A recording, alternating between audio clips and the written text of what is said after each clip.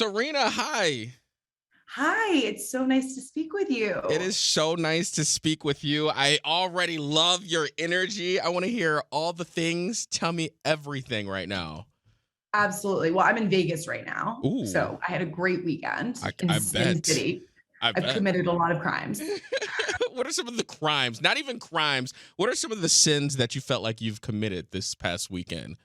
I lost $5 gambling. That's it? Um, that- Come on now. um, I was here on a trip and I started hooking up with the videographer. So, Oh, in hey, Vegas?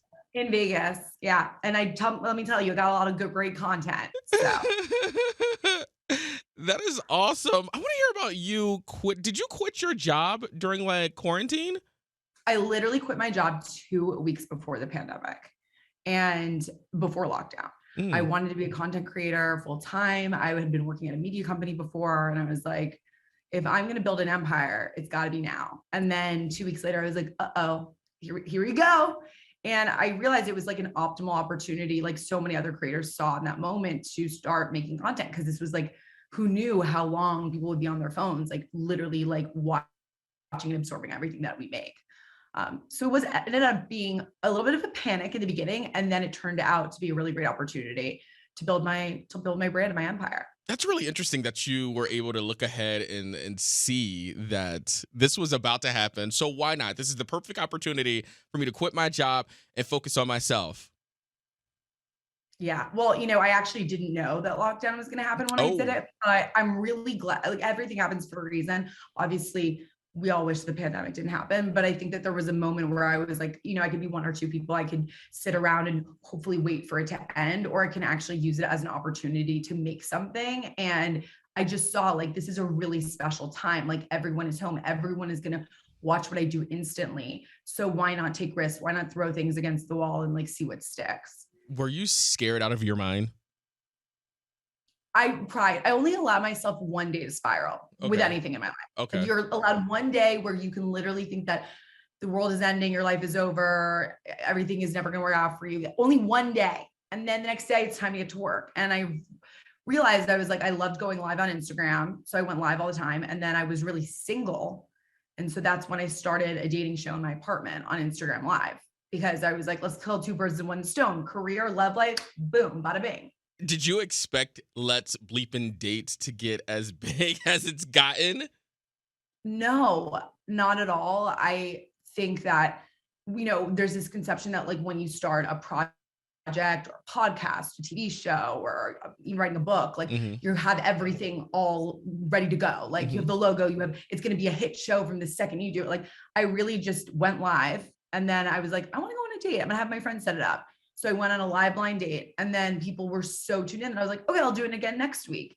And then we got more viewers and more viewers. And then we got sponsors. And then we did 3 seasons of the show. I dated 50 guys on the show. There was a villain. There was a heartthrob. There were some questionable people, but there were some great ones. I've made so many friends from the show. Mhm. Mhm. So it popped off Why do you think people were so drawn into it? because I think that typically the dating shows we see feel very inauthentic. They feel very produced, and Mhm. they're still super popular and fun to watch because I think that ultimately everyone believes in love and wants to see the process of it. Like they love it. I love it. But I think that watching a young woman in her apartment, in her living room, go on dates and you're a fly on the wall, like the audience was so involved too, like because of the comment section on Instagram Lives. They're all commenting and like the next day they're like going on Slack and talking about their coworkers, or maybe they like hooked it up to their Apple TV and watching it with their family. Like it was just a crazy moment in time where there was no real, we all watched Tiger King. Like it was like there was not that much content coming out. So it was not only just a fun, great show, but it was also really interactive with the audience. And I think that that was really special that the audience almost got to play God, right? So like if I was on a date, they'd be like, let's see his tattoo. Mhm. Like show me, let's see the mom. And it's like and they got to decide. And so I think that that is really, ultimately any content creator or any entrepreneur, your community is everything. And so having them build this show out with me, like they picked the name. Like I Mhm. was like, what should be the name of the show? So that is ultimately, I think that what made people stick, and it was something to look forward to in a really scary time. Absolutely, because I know I was scared as hell during like quarantine and a pandemic and things like that. But you know what's really interesting, which I feel like is so much better than a regular dating show? The fact that it was interactive and the fact that it was happening right here, right now, in the moment, and people got to like, like how you said prior, like show me his tattoo or get up and leave or something like that. Like the fact that they Literally. had their hand in it.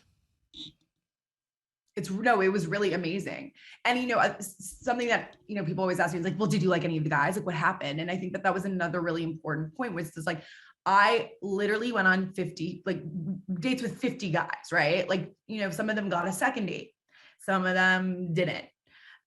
We saw really like the drama unfolding in real time. Like it was amazing. But I think like the real takeaway from the show was just because someone isn't the right match for you doesn't mean we need to villainize them or talk Mm, badly about them. And that was really important for me. Like you can say, hey, I don't think that's a good match for you, but it doesn't mean that like they're the worst person in the world. And then another key takeaway, I think it's like, just because you don't end up like down on one knee with a person doesn't mean that like you didn't learn something about yourself or that you created a great relationship, or that just because it's short-lived doesn't mean it's not worth doing. And I think that that's something that's also kind of like put down our throats a lot, like, oh well, they didn't get married so it must not be legit. Well, that's not necessarily true. Like I mm-hmm. learned so much about what I wanted, and because I intentionally went on blind dates, because I think when we go on dating apps we have this preconceived notion about who someone is. And I think that that can actually be really toxic because we're so quick to judge and swipe left.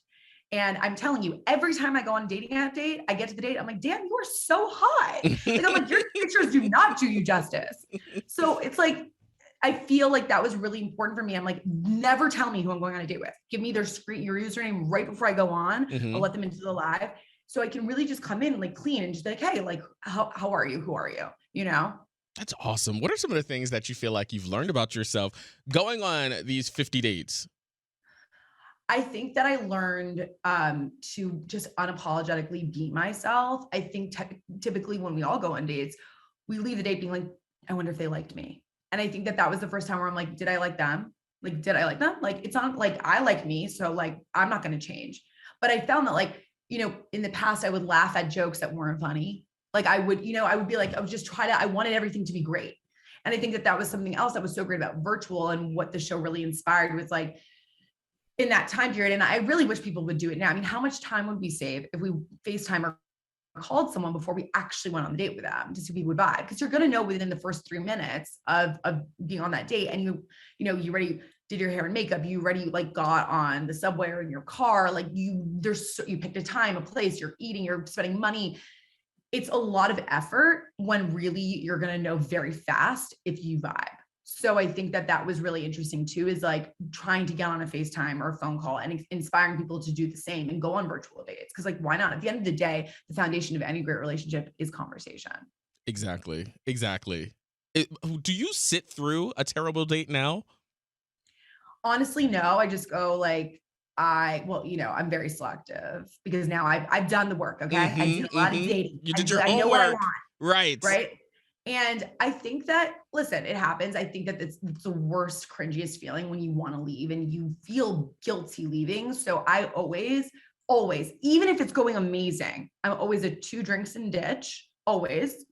Because the more drinks, it's just, that's when mistakes start to happen. Okay. And by mistakes, I mean just like oversharing, spilling, like Yeah. whatever, Yeah. at least for me. So I do 2 drinks and ditch, but I also think like I always book a Pilates class like really early the next day. So even if I want to stay, I force myself to leave. And if it's going badly, there's my out. It's like I have a really early class tomorrow. That's really Period. interesting because I feel like I live my life with always having an out.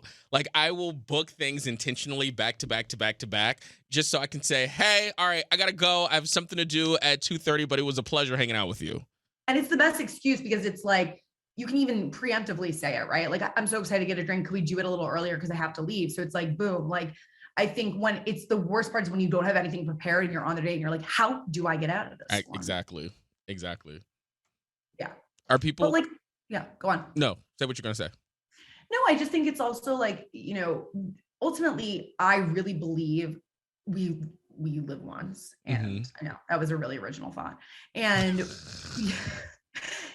and life is too short to settle. And I just see time and time again of, people reaching out to me being like, they won't commit. They, I've been in a situationship for like 8 months. Like they do X, Y, and Z and it makes me uncomfortable and they won't change. And I'm like, then move on. Like move on. There's 7 billion, I think, let's Google that, people on the planet. Like move on. There's gonna be your person. And Absolutely. like, it's crazy to me. I'm like, it doesn't, listen, I'm sensitive and emotional and I know it's easier said than done, but I really think like time is of the essence here. And if it's not an F yes, it's an F now. Ooh, you said sensitive and emotional. What are you, a water sign or no? I'm an Aries, Cancer, Cancer. Ah! Crazy combination. It's really, really crazy combination because I have this like really fiery go-getter energy and like, star and everything of my life. And then the Cancer is like the more like intuitive, like sensey, like emotional side of me. So it's like my internet personality is Aries and like Absolutely. literally I'm a Cancer. What are you? So what's funny is how I just did my birth chart. I'm a Pisces. I know. Oh, guys, are you listening to this? Because I'm scared. Pisces. I dated a Pisces once. So like dreamy and delicious. It's a good vibe. Yeah, we're cool. We're chill. Like until one of our multiple people in our heads comes out, and then it's like hell. Literally. It is what it is. Do you feel I'm actually so fascinated about astrology too, because it's like, it's so legit. Like it just is like, I like, and all my friends that are like doctors and like my mom, like they're all like, sorry, like, what is this rooted in? And I'm like, it is scientific. Okay. And they're just like, like literally, no, it's not, but it's like, truly like when I go on a date and like, I ask them what time they were born and they know, I'm like, obviously you had a girlfriend before me. They're just like, it's really telling. And it's not to say that I wouldn't date someone who's like, a certain sign, but I think that understanding that after the first couple of days is really, it's good to know. I feel like it also, not necessarily, it's like you're in tune with a different part of your body, if that makes sense. I love that. And I'm going to be using that moving forward. Thank you very much. Please, if EJ just can get a credit, that would be amazing. Absolutely. Can you do me a favor? Tell me about your motto of doing it for the plot. What does that mean for people that do not know? I think that we get so like, we overthink everything and we think we are so self-critical. And like, I get questions all the time. It's like, I blacked out, when I was at a party and I'm so embarrassed. And I'm like, no one is thinking about you. Like, is that unsafe? Absolutely. Like, should we be cool with the drinking? Definitely. Have I been there millions of times? 100%. Like, I think we live in a very like drinking heavy culture, but regardless, drinking or not, I think it's like realizing that like sometimes doing it for the plot is just like, going to Miami and going on a first date, or which I did, by the way, or, hooking up with your videographer in Vegas and extending the trip because it's thunderstorming in New York, but really just hang out with us more. Like, is the end goal to marry the videographer? Right. LOL when he listens to this. Is the end goal to like, anything, like is to be on, it's not about the end goal always. It's about doing something for your happiness. Or if things don't work out, you're like, or if things were embarrassing or any moment of your life that's like, oh my God, I did that. It's like, it's okay. It was for the plot of your life. Because when you watch any movie, when you I was about to say any sitcom, it's for the plot, right? It's over the plot, but it's also like that main character is not, they're not cruising. They're not having all these ups. Like ups comes with downs. And that is a part of who you are. And I think like, it's also about realizing like, when you get rejected from something, like I got rejected from being a TV host pre-pandemic, right? And I was so upset. And then I realized that like, that was a part of my plot because I got rejected, but then I realized I really loved being on camera. And then the pandemic happened and I started doing my own content, right? So that was just a part of my plot line. And I think that if you can try to see things like that, you won't get so bogged down on those rejections or those heartbreaks and et cetera, because it's going to make you who you are. That is, what's interesting? You said something and you were like, you got rejected from a TV show. And isn't it amazing how you were able to be the star creator and also like producer of a TV show, especially when there was no content out there and you were out there doing it. And now look at it. Well, thank you so much for saying that. But it really goes with my motto, which is like, I didn't coin this term, but it's been seeped inside of me, which is like rejection is truly redirection. Like, and I think that you have to train your mind like that. Like, I think like rejection sucks. No one likes to be rejected, but ultimately you will be rejected a lot in your life, Mm-hmm. whether it's by a person, a job, an opportunity, whether it's a flight that left without you because you're late to the airport. But you have to be like, okay, this happened for whatever reason. I'm going to understand why later. So I realized like I got rejected from the hosting job because I was meant to do what I'm doing. I was meant to be sitting in front of you talking about this. Right. So like, do we know that everything happens for a reason? Maybe not. Maybe we do. I don't know. I like to look at it that way Mm-hmm. because then it's a positive outlook on life. Like even the worst moments, we can make them into a positive. So yeah. You are the greatest. Thank you so much for jumping So on are Zoom. you. I love chatting with you. Thank you so much for having me. Can we please do this again, please? Are you kidding? Absolutely. Without Yes, a doubt. And I have to get you one of my card games. please. 100%. So with the dating show, I started a card game for anyone to play on dates. If you're in a couple, play with your ex, even though I don't advise doing it. I think you can play with any groups of friends. It's called Let's Effing Date. It's like a spinoff of the show. Right. And people have broken beds because of this game. People propose from this game. They define their relationship, or they just had a really good time on like a bachelorette party. So it's for any gender, any sexuality. It's super inclusive, any age, even though I highly suggest not playing with your parents. No. But I will absolutely send you one because summer's coming and things are going to get sexy. A hot boy summer, Serena. Absolutely. Plot girl summer. Okay. You're doing it for the plot. You're doing it for the plot. Thank you so much. I appreciate you. You are a gem. It was so lovely talking to you. Let's please do this again soon. And we'll do it for the plot. And we'll have a lot of plot points to share to one another. I am down. Thank you.